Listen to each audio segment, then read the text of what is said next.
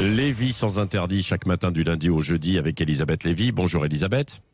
Bonjour Patrick, bonjour Laurie, bonjour à tous. Avec donc ce rebondissement dans l'affaire McKinsey, d'après la cellule investigation de Radio France, une dizaine de consultants de McKinsey auraient bien participé à la campagne d'Emmanuel Macron en 2017. Oui, c'était une bande de jeunes loups façon Wall Street, des têtes rapides et bien faites, quoique un peu gâchées par la conviction de tout savoir. D'ailleurs, à peine débarqué, l'un d'eux, Mathieu Decort, lâche « Nous sommes venus apporter de l'intelligence dans cette campagne ». Ça, c'est du Macron pur jus. Entre les consultants d'un côté, les énarques et assimilés de l'autre, du premier cercle, eh bien, ça a été un choc culturel. Eux avaient des PowerPoint, dit l'un d'eux, un des énarques, et nous, on rédigeait des notes, ces deux cultures.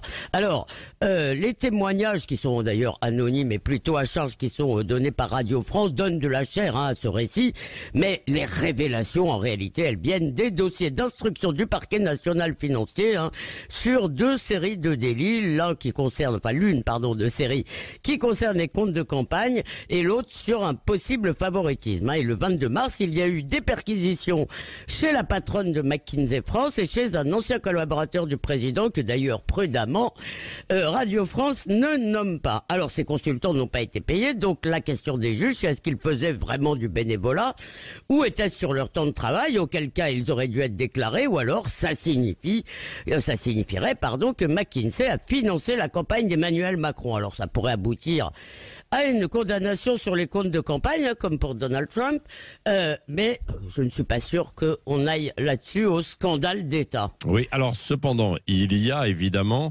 toujours la question du renvoi d'ascenseur aussi.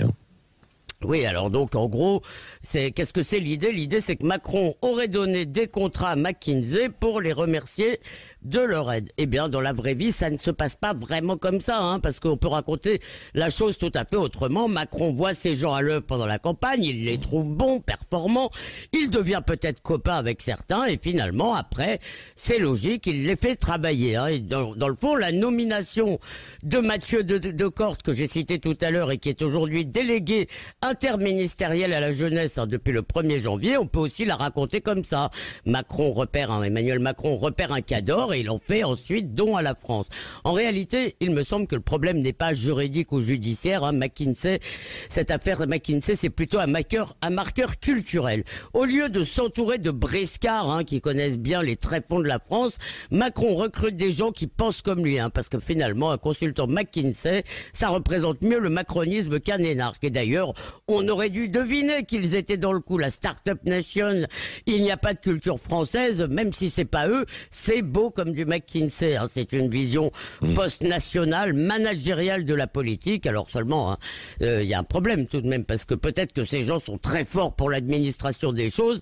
Pour le gouvernement des gens, il semble nettement moins doué. Emmanuel Macron est en train de l'apprendre à la dure. Toute l'intelligence du monde ne peut pas avoir raison contre le réel charnel. La France, ça n'est pas une entreprise, heureusement d'ailleurs, parce qu'elle aurait disparu depuis longtemps. Merci Elisabeth Lévy.